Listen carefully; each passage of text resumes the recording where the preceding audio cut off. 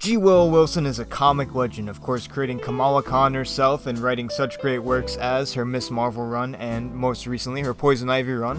But can she tackle fan-favorite Spider-Man character Black Cat? Let's find out.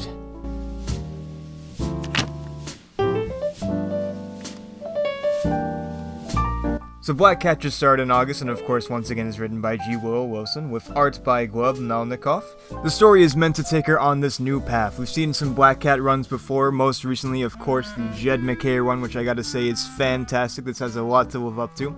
But this one sort of takes her away from her thieving, anti-hero sort of ways, and starts to arc her into this hero arc. It starts off with Black Cat recounting how she sort of came to this idea of being a hero and everything. She sort of sees the way the streets are with Spider-Man dealing with much larger threats and whatever's going on in Joe Kelly's run. I don't know, man. What do you think? I read Amazing Spider-Man in 2025? You gotta be out of your mind. So Black Cat takes it upon herself to clean up the streets and set things right.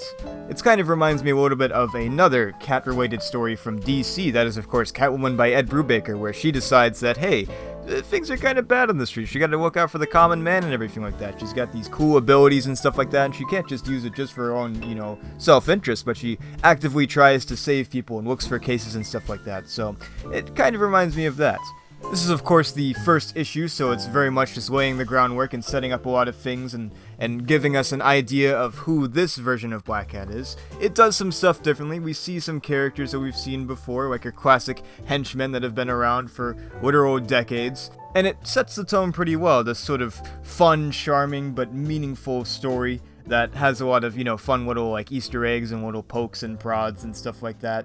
And I believe for the first time, Black Cat actually breaks the fourth wall, which is really interesting.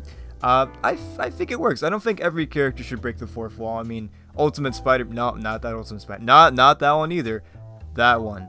It did that, and, I love that so much. I really love that show a lot. It's my favorite Ultimate Spider-Man show, with Drake Bell. I mean, but I think it works for Black Cat, honestly. I mean, she's sort of, she's snide and she's kind of, sarcastic and stuff like that. So I feel like characters like that kind of fit that fourth wall break. I will admit, it's, the intro is a little cliche. I didn't mind it. I thought it was pretty fun. So Black Cat basically visits the night nurse after a hard bout with the wizard and everything like that. So it's sort of like this, let me start from the beginning sort of type of story. That's been done like a million times. But I think it's fine. I think it's still fresh enough and still is interesting enough that it's not just like, oh, here we go again, But I think it's a cool way to sort of gradually explain what exactly is going on in her mind and everything, and why she decides to take this more heroic turn and everything. So I think it's a pretty good intro. I wouldn't say it's like, the absolute best,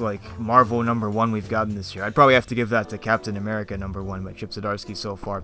But I think, once again, it is a good intro to hopefully what will be a great series. We'll probably check in on this series later on the channel and see how we're doing. Maybe by issue 5 or whatever, or something, we'll look back and see if this pretty good start has grown into a much stronger series and everything. I will say I do prefer the first issue of Jed MacKay's Black Cat just a little more. That sort of, still sticks with her kind of origin, her sort of dubious morality and stuff like that she's willing to do the right thing, but she's still a thief as well, I think the art is pretty nice too. It kind of has this little cartoony feel to it and everything. That kind of reminds me of the art of Humberto Ramos, who, of course, if you're not familiar with some of the more recent Spider-Man books, he did a lot of the art for Greg Weisman's Spectacular Spider-Man. And, I thought his art was pretty good on there, and I feel like this sort of, it kind of feels like that a little bit. It has its own unique style. It has this little, more of a glossy and shinier feel to it, which I appreciate, so I think it's pretty fun. I think it really gets the job done and adds a lot of flair and style to this story, and, sort of helps set the tone as well. I feel like art is really obviously important to a comic book. It's the thing that you see, right? I mean, that's pretty important, right? I mean, the words are great, but if it looks terrible, you're like, this sucks. But I think it really does match quite nicely with the story, and it's got me excited for more, honestly. I think it really does the job well. It has some nice action and stuff, and nice, pacing and everything with the art. I like the character designs too. I'm kind of used to the way that, others have drawn Black Cat a little more, especially, going back to Jed MacKay's run. I'm more used to Villa's, sort of art style for Black Cat, so it's going to take me maybe just a little bit to get used to some of the faces that we see from our main character herself. but I think it looks nice. I especially like the way that Wizard is drawn too. He's got this very like stark and stoic and like angry look to him and everything like that. Very menacing and everything. So I do appreciate that too. And the way that our sidekicks are drawn too, and this one little cameo that I won't spoil, but it's probably pretty obvious. Yeah, it sort of reflects another like newer take on the character and everything like that. I'll leave it at that. You'll recognize the character most likely. If you don't recognize the character, you might need some help, I'm gonna be honest. But anyways, yeah, Black Cat issue number 1, I wouldn't say is absolutely perfect. I'd probably give it a solid 4 out of 5. I think it's a little, a little retready as far as like, the classic intro of like, oh, let's start from the, like, here I am, let's go back and everything like that.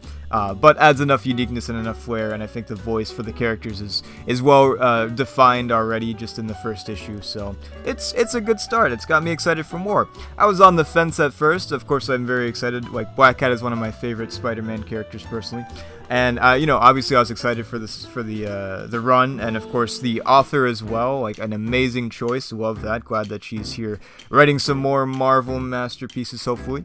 But I was like, I'll try the first issue, and if it doesn't really catch me, then I'll probably just wait for the trade maybe. But this caught me, so I think I might continue reading issue to issue. But anyways, let me know if you've read this and what you think, and you feel free to go off and read it and come back anytime you want. But thank you all for watching. I'll see you all soon.